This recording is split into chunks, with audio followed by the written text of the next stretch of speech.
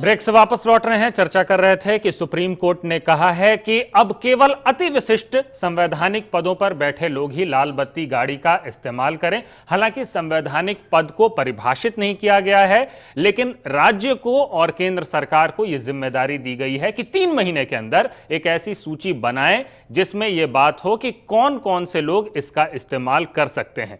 वापस लौटते हैं। असलम जी, क्या सोचते हैं आप कि रसूख के लिए या रौब के लिए जो लाल बत्ती का इस्तेमाल होता है, आम आदमी पार्टी ने पहल की है कि पूरी तरह से इसका इस्तेमाल ही बंद करेंगे। सुप्रीम कोर्ट का कहना है कि संख्या कम होनी चाहिए।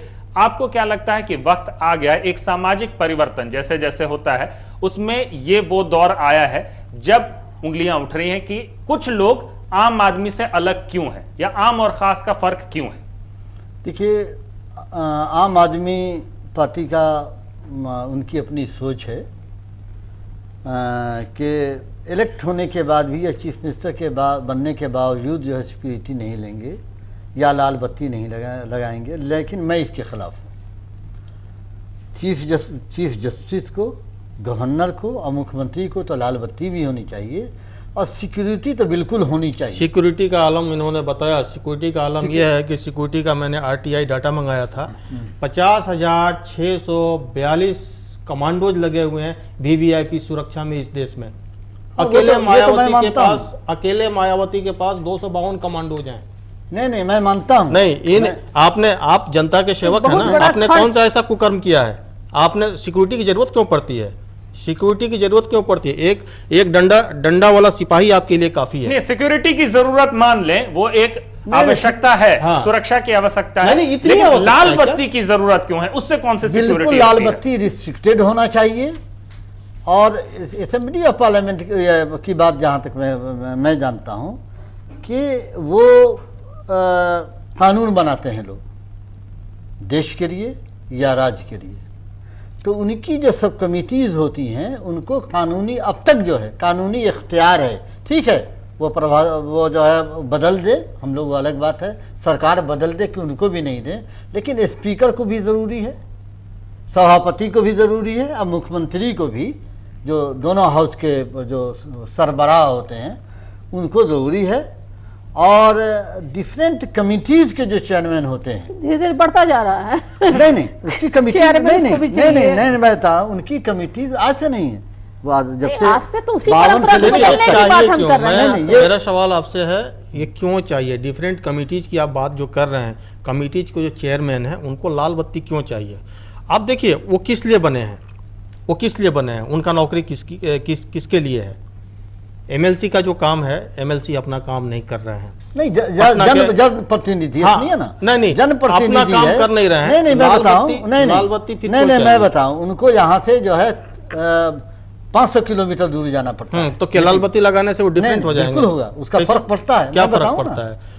पुलिस वाले जय हिंद बोले, नहीं हम बता रहे हैं, फर्क ये पड़ता है, पुलिस वाले जय हिंद बोलेंगे, सबको जनता जाम फेस करेगी और आप आराम से जाएंगे। आप जाम क्यों नहीं हटाते? क्या फर्क पड़ता है? असलम जी बताने की कोशिश सड़क क्यों नहीं बनाते? नहीं, मैं बताऊं, मेरे साथ भी कई घटनाएं घटी। मैं आज एक बात, हाँ असलम जी, आप कह रहे हैं कि लंबी दूरी जाते हैं तो लाल बत्ती से फर्क पड़ता है। व्यवहारिक फर्क पड़ता है। क्या फर्क पड़ता है? व्यवहारिक इसलिए पड़ता है कि कहीं जाम लगा हुआ है और आपको नहीं, जाम क्यों? ये इसी को तो हटाना है। जाम आप क्यों लगता है? जाम लगेगा ही, सुनिए ना, अगर आप सिस्टम बनाएंगे तो जाम नहीं लगेगा। 5 वर्षों में गंदगी क्यों रहेगी? आप नहीं सिस्टम बनाते हैं, इसलिए गंदगी है, सब जगह जाम है। अपने लिए सुविधा खोजते हैं, जनता के लिए नहीं। हम कितने, मैडम ऐसा मेरी बात सुनिए। मैं अभी जा रहा था, मैं हाउस की तरफ जा रहा था, मेरी गाड़ी के सामने 4-5 मोटरसाइकिल वालों ने आकर के सामने लगा दिया। क्या बात करती हैं? हम कितने कम जिम्मेदार हैं इसके?